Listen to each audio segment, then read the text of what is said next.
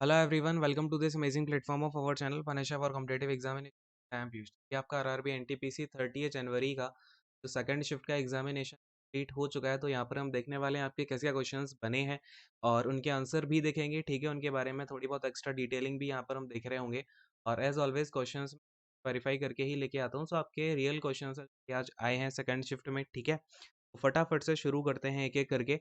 और खैर अब आते हैं यहाँ पे। तो हम यहाँ पे सीधा टू द पॉइंट एनालिसिस कर रहे होंगे।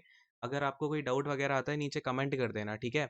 और इस सेशन की जो पीडीएफ है वो आपको टेलीग्राम चैनल पे मिल जाएगी, Panacea for competitive examination. Telegram पे जाके सर्च करना, यही पूरा का पूरा चैनल का नाम आपको चैनल मिल जाएगा, उसे जाके ज्वाइन कर लेना। सारे सेशन की जितनी भी अभी तक पीडीएफ वगैरह हैं वो सारी वहीं मिलेंगी, ठीक है।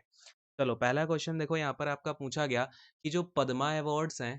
देखो भाई, बड़े ध्यान से देखना आप सारे के सारे क्वेश्चन, और जितनी भी बातें बताऊं जिनका आने वाली शिफ्ट में एग्जामिनेशन है बहुत अच्छे से सुननी है, ठीक है। पूछा पद्मा अवार्ड हैं जो भी, और आपके जो भारत रत्न है, ठीक है। पद्मा अवार्ड्स एंड भारत रत्न ये कब से देना स्टार्ट किया गया? तो देखो ये आपका 1954 से दिए जा रहे हैं पद्मा अवार्ड और भारत रत्न अवार्ड, ठीक है। अच्छा, अब इसमें ये और पूछा जा सकता है कि भारत रत्न पहली बार किसको दिया गया 1954 में? तो ये तीन नाम आपको बहुत अच्छे से ध्यान में रखने हैं। एक तो सी राजगोपालचारी, ठीक है। क्या है भाई? श्री राजगोपालचारी। और दूसरे नंबर पे आ जाते हैं यहाँ पे, देखो सी राजगोपालचारी हो गए। फिर सर्वपल्ली राधाकृष्णन, सर्वपल्ली राधाकृष्णन जिनके ऊपर हम टीचर्स डे भी मनाते हैं, कृष्णन जी। और इसके बाद में थर्ड नंबर पे आ जाते हैं सीवी रमन, ठीक है।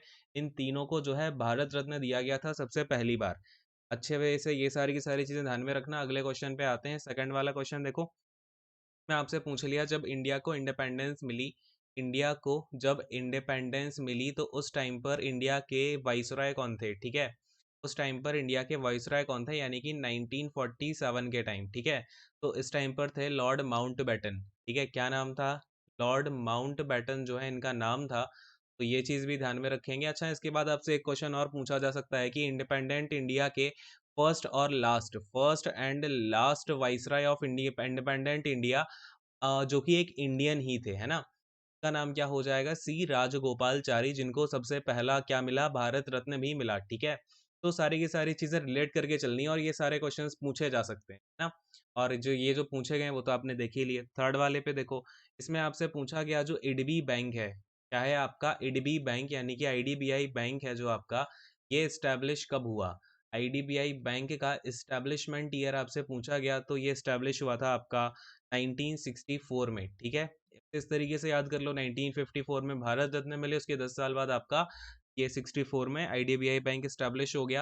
अब अगर पूछ ले इसके हेडक्वार्टर्स कहाँ पर हैं आईडीबीआई बैंक के, तो हेडक्वार्टर हैं इसके वहीं जहाँ पर हैं आपके आरबीआई के, यानी कि मुंबई में, ठीक है।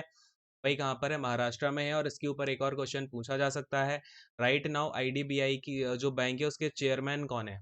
तो चेयरमैन है इसके एम आर कुमार, ठीक है। कौन है चेयरमैन? एम आर कुमार हैं। और फिर आपसे एक चीज और ध्यान में रखना, चेयरमैन और एमडी एंड सीईओ ना अलग अलग हैं इस बैंक के। क्या नाम है एमडी एंड सीईओ का? ये है राकेश शर्मा। और ये क्वेश्चन आपका एमडी एंड सीईओ वाला तो जरूर पूछा जाएगा, ठीक है। कौन है? राकेश शर्मा है। चलिए अगले क्वेश्चन पे आते हैं। फोर्थ वाला क्वेश्चन देखो यहाँ पे, फोर्थ नंबर का क्वेश्चन यहाँ पर आपसे पूछा गया, ध्यान से देखना। ये था आपका जब फॉर्मेशन ऑफ यूएन हुई। क्या पूछा जा रहा है भाई? फॉर्मेशन ऑफ यूएन के टाइम पर नंबर ऑफ कंट्रीज कितनी थी? नंबर ऑफ कंट्रीज कितनी थी, यानी कि कितनी कंट्रीज ने मिल करके यूएन को फाउंड किया, बेसिकली ये क्वेश्चन है आपका। एक तरीके से घुमा के पूछ लिया ऐसा कि फॉर्मेशन ऑफ यूएन के टाइम पे नंबर ऑफ कंट्रीज कितने थे। तो टोटल 51 कंट्रीज थी। अब यहाँ से एक क्वेश्चन और पूछा जाता है कि जो 51st कंट्री है ना, ये कौन सी थी? क्योंकि यहाँ पर जो पोलैंड है वो सबसे लास्ट में आया और इसने साइन किए तभी आपका यूएन फॉर्म हो पाया था। तो यहाँ पर 51st मेंबर था पोलैंड, ठीक है। क्लियर है? अच्छा, अगर पूछ ले भाई आपका यूएन फॉर्म कब हुआ था, ईयर कौन सा है, तो फॉर्म हुआ था ये आपका 1945 में, ठीक है। और इसके हेडक्वार्टर कहाँ पर है? न्यूयॉर्क में इसके हेडक्वार्टर है। क्लियर है भाई सारी चीज? अगले वाले क्वेश्चन पे आते हैं। फिफ्थ वाला क्वेश्चन देखो, इसमें आपसे पूछा गया कि जो आपका जब कोई बच्चा जब पैदा होता है, न्यूबॉर्न चाइल्ड जो होता है, न्यू बॉर्न चाइल्ड जो होता है, इसमें नंबर ऑफ बोन्स कितनी होती हैं, ठीक है। न्यू बॉर्न चाइल्ड में नंबर ऑफ बोन्स जो है वो पूछी जा रही हैं। तो कितनी होती हैं भाई, 300 होती हैं। और जब कोई पर्सन भाई क्या हो जाता है, एडल्ट हो जाता है, तो उसमें 206 बोन्स हो जाती हैं, क्योंकि बाकी की जो 94 बोन्स होती हैं वो आपस में मिल जाती हैं। ठीक है, क्लियर है। अगले वाले क्वेश्चन पे आ रहे हैं। सिक्स्थ वाला क्वेश्चन देखो, लल्लू पंजू से ही क्वेश्चन है, ये ज्यादा कुछ खास भी नहीं है इतना। आज की जीके भी कुछ खास नहीं पूछी, और मैथ के तो मैं अभी आपको क्वेश्चन दिखाऊंगा, इतने लल्लू से क्वेश्चन है ना कि आपको देख के लगेगा भाई ये क्या पूछा जा रहा है। ठीक है, देखो अब इसमें एक क्वेश्चन पूछा गया कि वेनेजुएला के प्रेजेंट प्रेसिडेंट कौन है। प्रेजेंट प्रेसिडेंट कौन है, तो अभी एज ऑफ नाउ जो वेनेजुएला के प्रेसिडेंट हैं उनका नाम है निकोलस मैड्यूरो। और 2019 में जब से इलेक्शन हुए हैं ना, तब से दो लोगों में काफी कॉन्फ्लिक्ट चल रहा है यहाँ पे प्रेसिडेंटशिप को लेकर के। तो फिलहाल तो निकोलस मैड्यूरो को जो है यहाँ पर हम प्रेसिडेंट अपना एक मान सकते हैं। क्लियर है ये चीज। अब आते हैं यहाँ पर, हम एक आपको मैं मैथ का क्वेश्चन दिखाता हूँ, ट्रिग्नोमेट्री के क्वेश्चंस का लेवल क्या चल रहा है, बच्चे बहुत ज्यादा डर जाते हैं। तो देखो ट्रिग्नोमेट्री का एक शानदार सा क्वेश्चन जो कि रेलवे ने पूछा है आपसे, cos π/6 की वैल्यू पूछी गई है। तो cos π/6 क्या होता है, cos 30 होता है। cos 30 डिग्री की वैल्यू कितनी हो जाती है भाई, √3/2 हो जाती है। ठीक है, एक क्वेश्चन तो ये पूछा। और एक क्वेश्चन पूछा गया भाई इनवर्स से कि साइन इनवर्स 1/√2 की वैल्यू क्या होती है। ठीक है, मतलब इतने लल्लू पंजू क्वेश्चन आपने कभी नहीं देखे होंगे। अब बताओ इसकी वैल्यू किसको नहीं पता है, ये एक बार कमेंट करके बताना कितना होता है भाई, 45 डिग्री ही तो होता है, 1/√2। हाँ जी, चलिए अगले क्वेश्चन पे आ रहे हैं भाई। अपना नाइन्थ वाला क्वेश्चन देखेंगे। नाइन्थ क्वेश्चन देखो, इसमें आपसे क्या पूछा गया, इसमें आपको ऐसा क्वेश्चन था कि रोम जो है, रोम का वर्क नहीं है ना, नॉट अ वर्क ऑफ, ऐसा क्वेश्चन था, not a work of Rome, not a work of Rome, ऐसा फिर आपको गिवन चार ऑप्शन थे।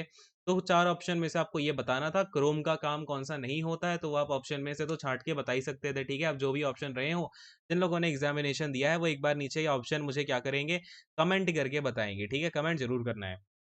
चलिए फिर आपका एक क्वेश्चन आया था, देखो एक क्वेश्चन ऐसा था, कंडक्टिविटी से कुछ क्वेश्चन पूछा गया आपका। क्या था कि कंडक्टिविटी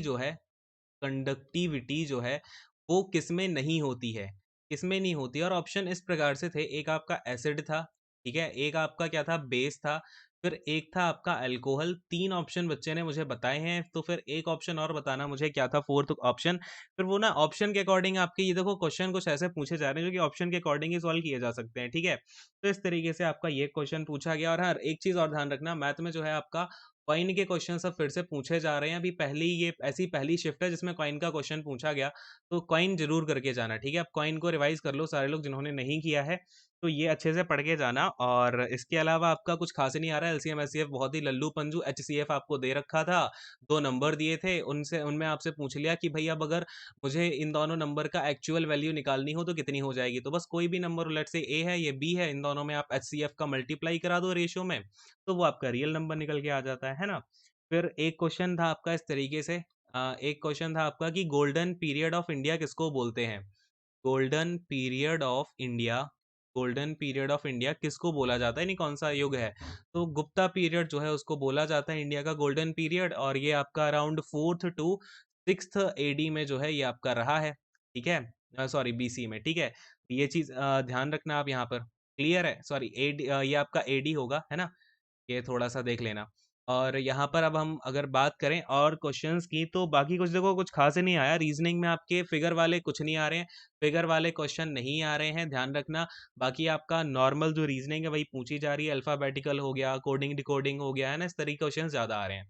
तो ये सब अच्छे से रिवाइज करके जाना। तो यही है आज का एनालिसिस, इतने ही क्वेश्चन है मेरे पास में, वो मैंने आपको करा दिए हैं। जिन लोगों ने आज का एग्जामिनेशन दिया है और भी क्वेश्चन आप कमेंट करके जरूर बताना। ठीक है, फिर आज के सेशन को यहीं पर एंड करते हैं। Thank you so much, God bless you all, take care and bye bye.